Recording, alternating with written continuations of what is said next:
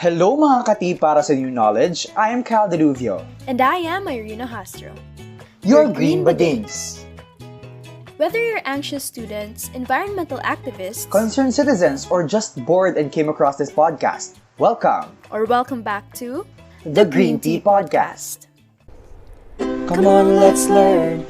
Let's go green together. So hi Bading, how are you naman? I'm fine naman Bading. How about all our ka-green listeners out there? Yes, how are you guys? We hope you're all doing great. But enough about us, let's ask the real question and the reason why we are all here. Correct! How do you think is our Earth doing? That's a good question to ponder on. Actually, from what I've heard and read, the Earth is experiencing major changes today such as the loss of biodiversity, water pollution, air pollution, global warming, and deforestation. OMG, yes, that's true, Jude. I also noticed how our temperature is continuing to rise. Munang bali jung gilasa karong panahon na. That's 100% correct. Notice also how the typhoons that hit the country get stronger and stronger each year, like Yolanda, Ulysses, Odette. Correct, Bading. I have noticed that, Jude. Along with that, storm surges also occur often. Nakakasad talaga ang changes, Bading, but do you know why all these phenomena happen? Why man Jude ni sila nangahitabo? They actually have a common denominator, and that is global warming. Perfect. Pero I believe that our knowledge and observations aren't sufficient enough to tackle this extensive issue. Tama ka, Bading. That's why for today's episode, we will be talking all about the environmental issue, global warming. With the guests we have invited, we will be having a discussion to educate us and the listeners all on global warming that includes its definitions, causes, effects, and the ways we can help solve this matter.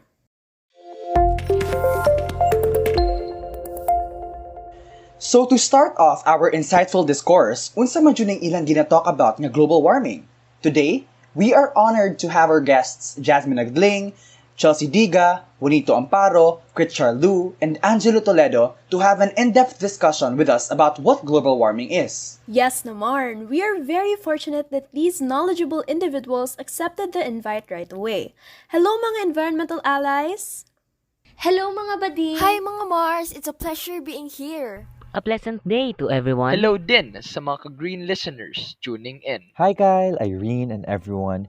Thank you so much for having us here today. I love the energy, you guys! Thank you for being here. But first of all, why accept the invite ba?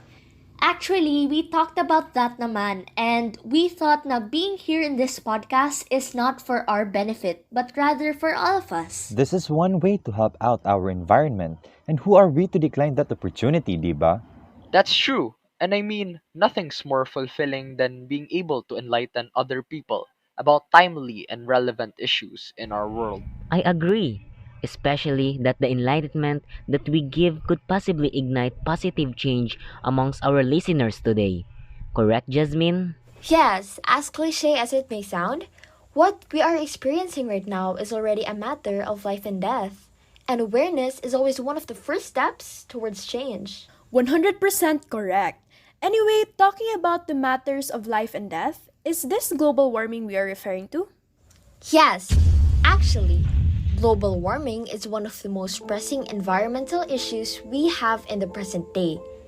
It is the slow increase in the average temperature of the Earth's atmosphere because of an increased amount of heat here on our Earth because the heat of the sun is being trapped in the atmosphere and not radiated out into space. In this issue, we have disrupted various cycles such as the nitrogen and carbon cycle, thus resulting in the abnormal greenhouse effect. So technically, we all need heat on Earth in order for us to survive.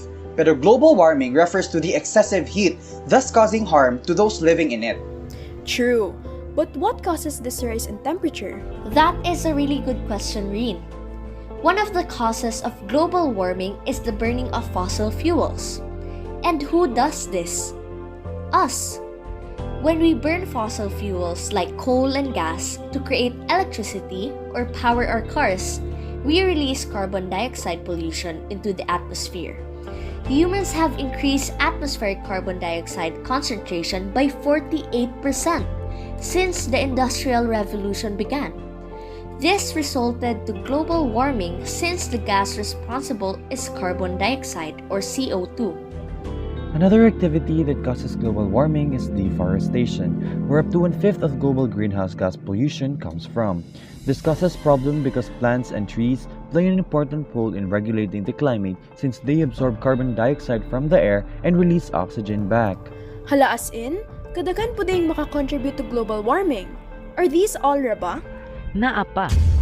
Another factor that causes global warming is caused by the use of power plants.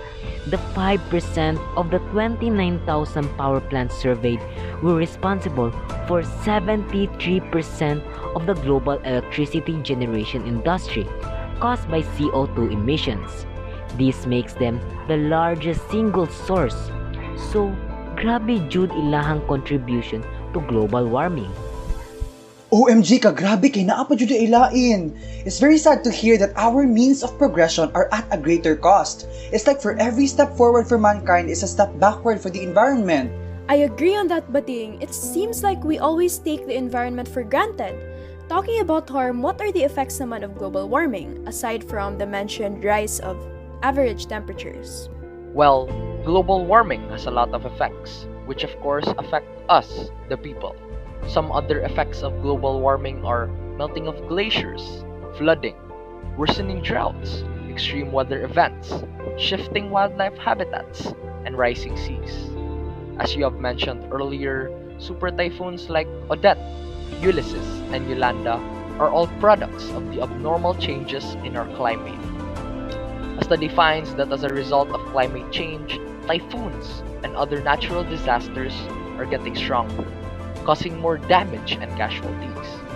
All of these changes are emerging as we humans continue to add heat-trapping greenhouse gases to the atmosphere.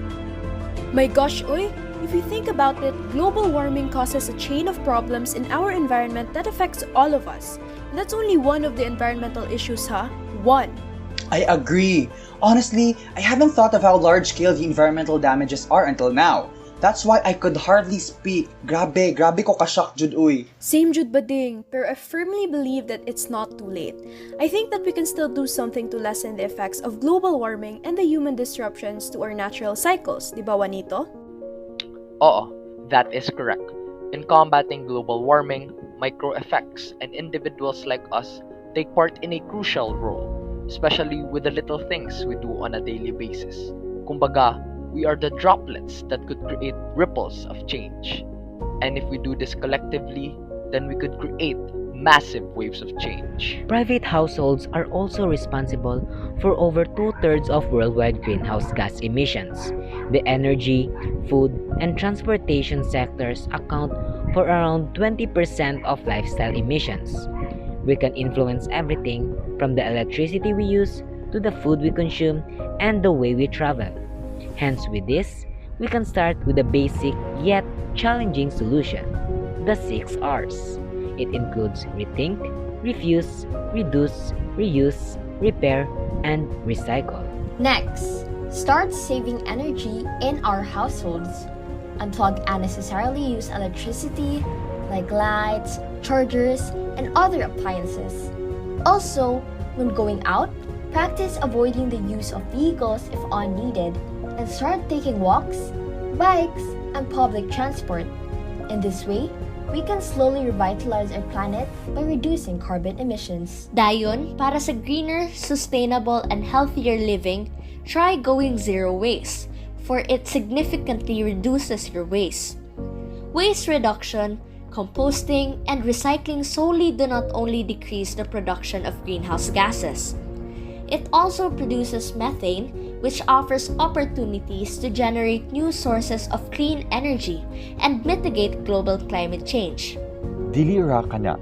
It's also important to speak up and encourage others to join in taking action. It's one of the most efficient and effective methods to make a difference.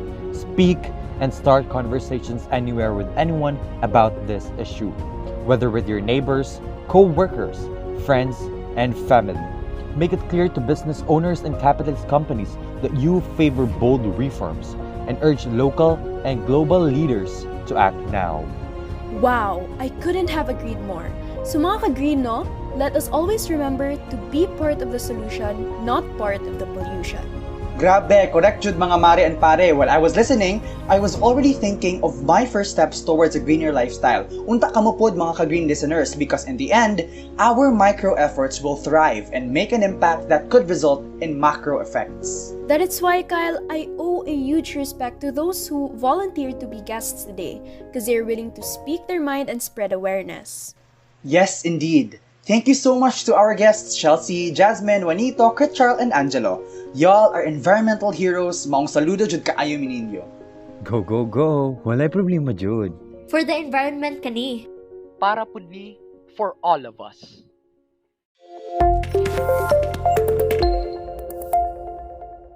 Makaguol, pero we have to end the discussion here. That would be all for today's episode. Kyle and I surely learned a lot, and I hope you also learned a thing or two. Again, thank you to all the guests who shared their time and knowledge on this topic. And also sa atong mga ka-green listeners for tuning in. This episode wouldn't be as informative without you guys. Correct. This allowed us to familiarize more about global warming and know how our Earth is doing. That's why it's time for us to do something.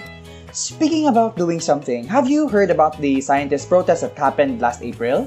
Oh yes, grabe saludo ko silang effort to fight for environmental change. Correct. Mahita everyone has the same passion of helping the environment. Maong hopefully, our listeners have grasped the information and will apply it in real life. We have already discussed earlier the different solutions to these issues, and it is now up to us to make an effort. So let us ask you, are you willing to do it? Come on, let's learn. Let's go green together. This is the Green Tea Podcast. See you on the next one.